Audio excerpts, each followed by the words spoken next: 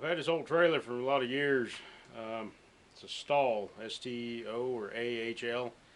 And Stahl's one of the only ones that runs their boards side to side instead of front to back.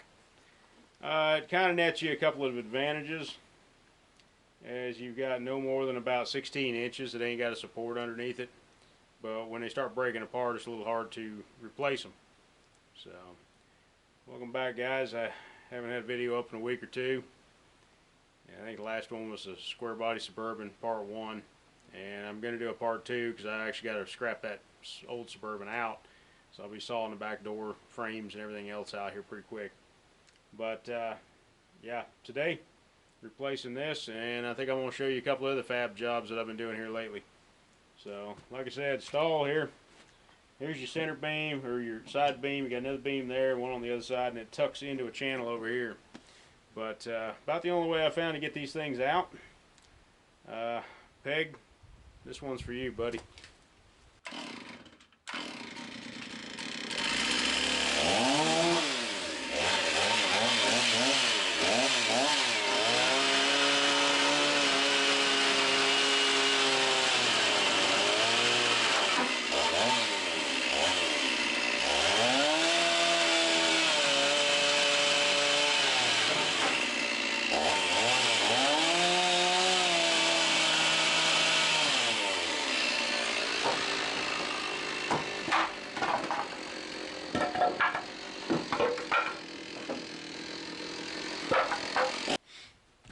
So we got a bunch of boards out. What you start with these Stahls that go crossways here is 2x8s. Make sure that's right. Yeah, 2x8, which is actually like 7 1/4 wide. But a full 8-footer isn't going to fit across here. It comes all the way and laps over. So what I'm finding is about 91 7/8 is the magic number to cut these things off, so you can put it in the pocket, drop it into place, and then kind of work it back over.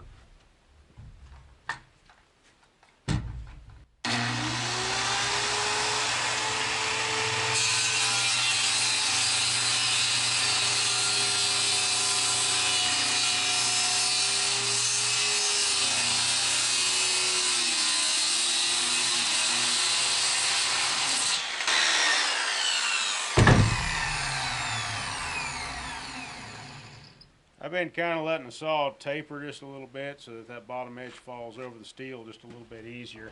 But you don't want to put too much of a taper on it, otherwise you're going to screw yourself. Yep, just barely.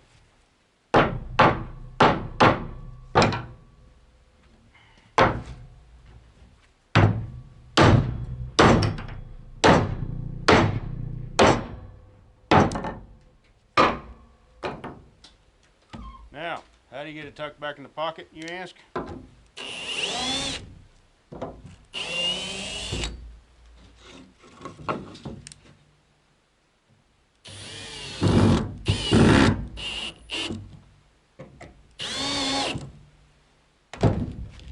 And how much do you drive this direction? Well, typically you can kind of look down through one of these little side cracks and you can see where your end of your board is. So take a look at that, and then also look at the other end, kind of split the difference. You want about a 1/2 inch, 3/4 of an inch on either side. That's enough to hold you because you're going to drill a hole in the middle and bolt it down.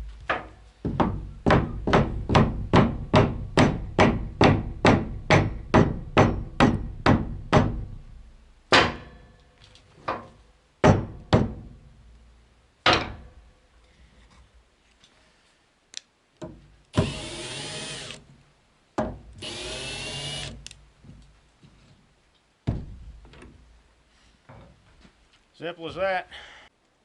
It's kind of all the rage these days to find gooseneck trailers that have got an upper deck on them.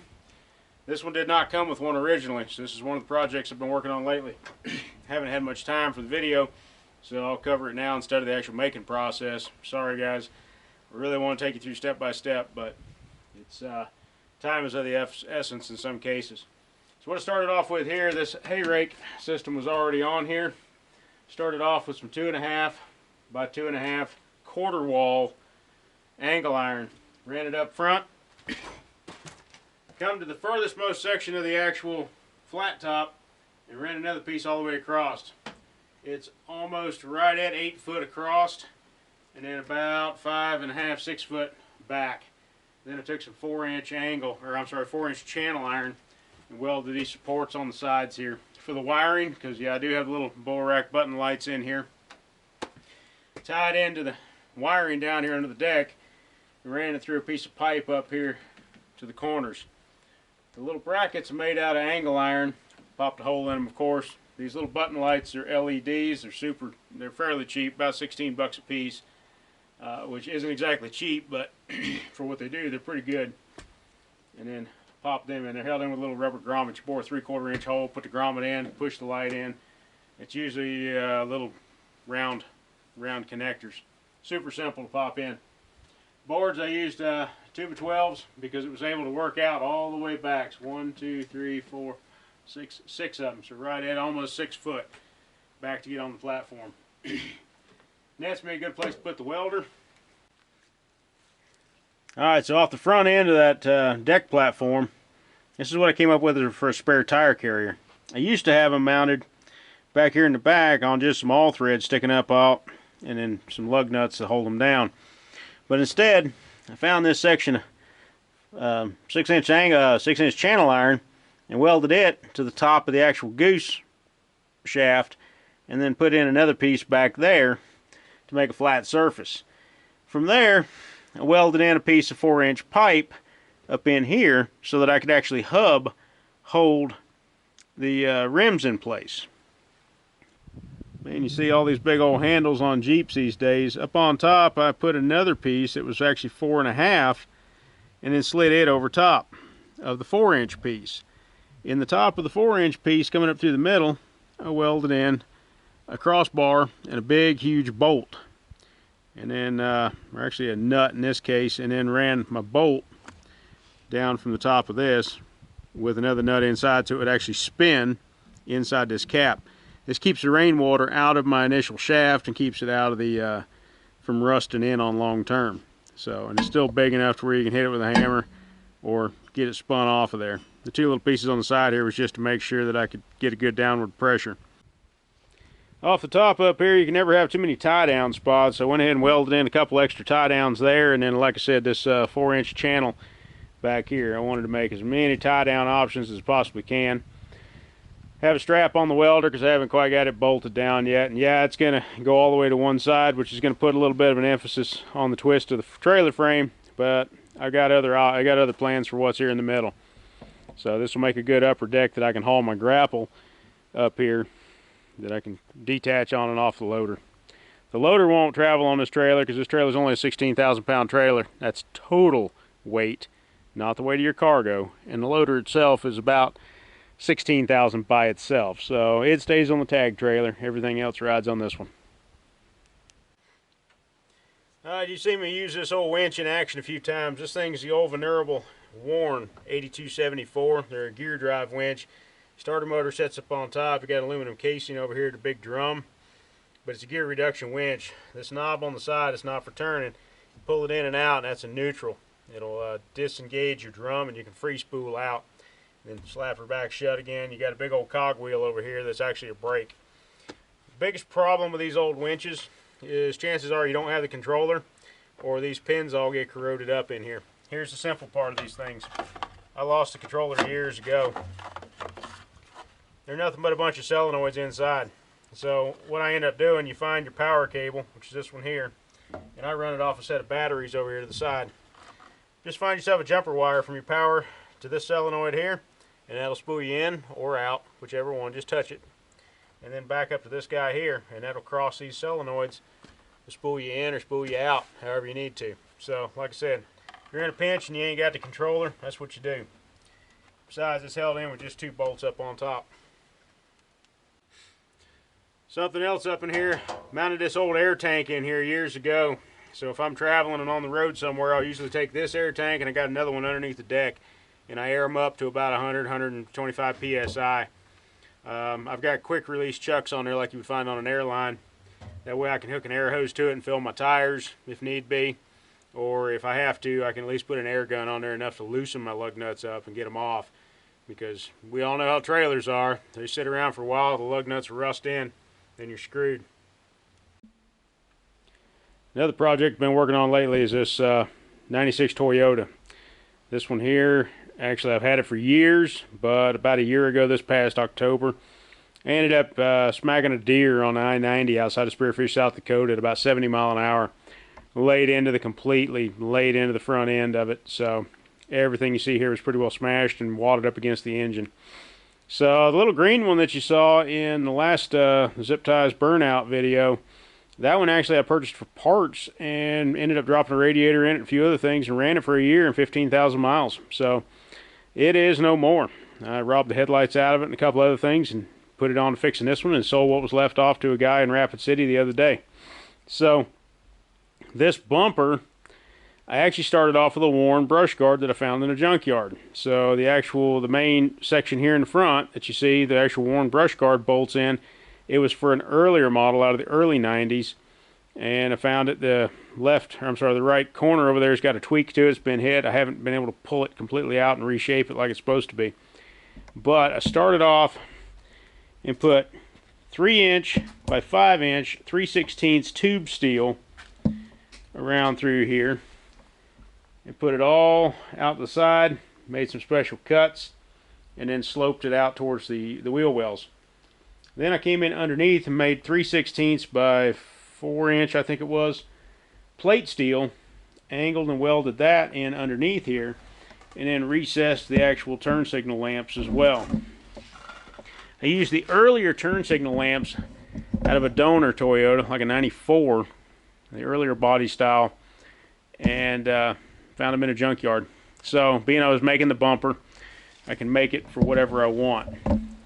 Nice thing is the lower two bolts down here that you see, I can actually pull one bolt out of either side and the whole thing will flip forward. Get you along the side here.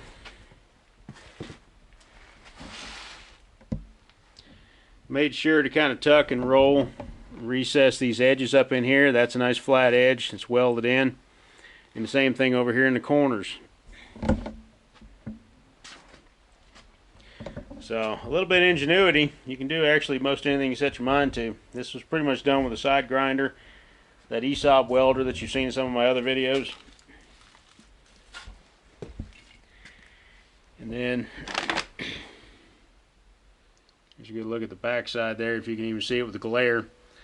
But the tube steel is actually tubular. I cut it and then brought it together, re-welded it, and then boxed in this corner. So it is completely solid through there. So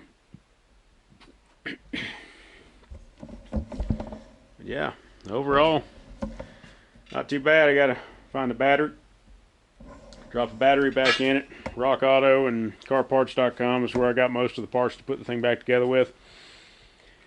They marginal fit. The grill in particular, it was a painted version, cheap. This truck's got 225,000 miles on it. It's a 5-speed manual with a, of course, 4-wheel drive. And I don't know, it'll go a little bit longer. But like I said, the grill, marginal fit from Rock Auto.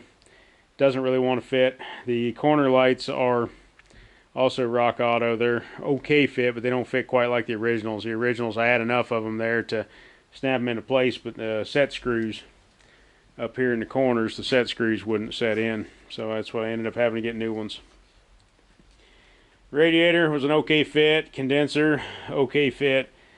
Nobody has the brackets for the condensers anymore, so I actually had to fabricate those out of some plate metal that I had laying around. So, and the new hood, the hood was great. You know, the hood's like 75 bucks, but they want to charge you about $200 in shipping. Same thing with the fender. A fender was 45 bucks, but they wanted $125 in shipping. So I said, I don't think so. Robbed one off the green one. It's another project I've been working on. I built this basket about 2 years ago and was going to put it up on top, but kind of thought it'd be a little too heavy. And on one hand it was. To spec this out of aluminum, it was going to be near $2,000 in materials. This is the lightest gauge steel that I can get my hands on. The expanded steel is 3/4. The tube that I built it out of is actually like 14 gauge, and then the angle is again like 3/16, if that.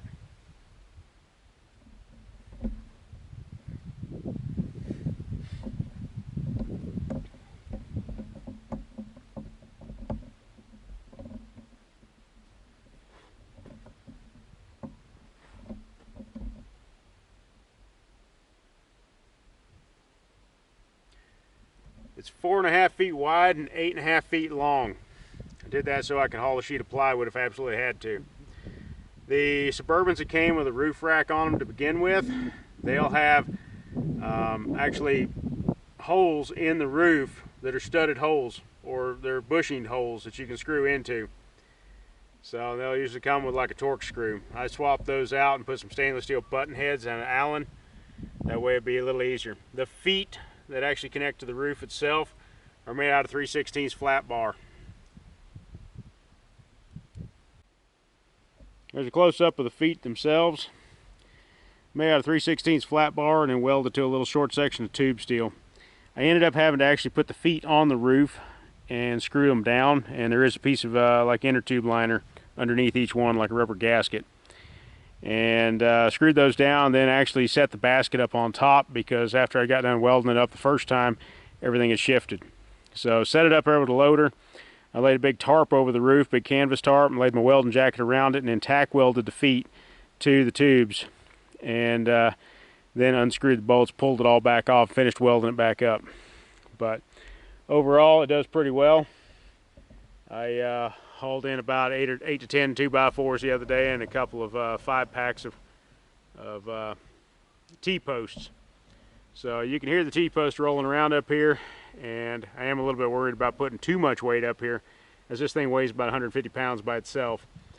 But so far so good. For light stuff we should be alright. It does disperse the weight pretty well over the roof, and you'll see kind of a wave through here. When I first put the thing together, I ended up putting it on and it was going to be a little bit too close to the roof itself. So I set it back on the ground upside down, put a block of wood in the very middle, and used the loader to push down on it to kind of give it an arch. And that really contributed to my feet being off the first time when I tried to set it back up here. So I gave up on it, like I said, 2 years ago, put it in the barn and brought it back out here recently. So, but overall, it's been on there for a few days, about a week. It does pretty well. Okay, so if you want to put a basket on top of your old square body Suburban and you don't have the original bolt holes up in your roof from the top side, here's what you're looking at. This is my donor Suburban for the barn door swap. So originally you would have, if you had the roof rack package, you would have some little studs or little bushings that would be welded into the roof right through here. You'd have 2 of them right in this spot here. They're not on this one. This one had no roof rack to begin with. The factory roof rack was a kind of a piddly little thing that honestly I wouldn't trust it to hold a suitcase if you lashed it down. So when I put mine on there, I found the mounts to be substandard, but being that there's 2, 4, 6, 8, 10, 12 holes in there, my rack's heavy enough to where it's going to stay put. I certainly wouldn't go walking around on it. But like I said, right in here is where you would have those actual those bushings sticking through, threaded bushings. They're not on this one. Up there, I had one that actually detached and fell through. So I had to put a little glue on that one and be done with it. If you're going to do this, and you want to do it right, pull your headliner and then go find these big oak bars right here. These bars are actually strong enough. They're about 2 inches, 2.5 inches wide, and they're ribbed and they're solid. I'm not going to call them a roll cage, but they are definitely a structural integrity point. Find that, find your hole, or find where you want to put your hole, bore through, and weld a nut on the back side. You got enough in here to where you can still get that headliner back up in place, but find these guys here to mount to, because your factory one does not mount to the crossbars. It mounts to the actual roof itself. And your roof, it's like a double layer, but again, it's not as strong as mounting to those cross braces in there.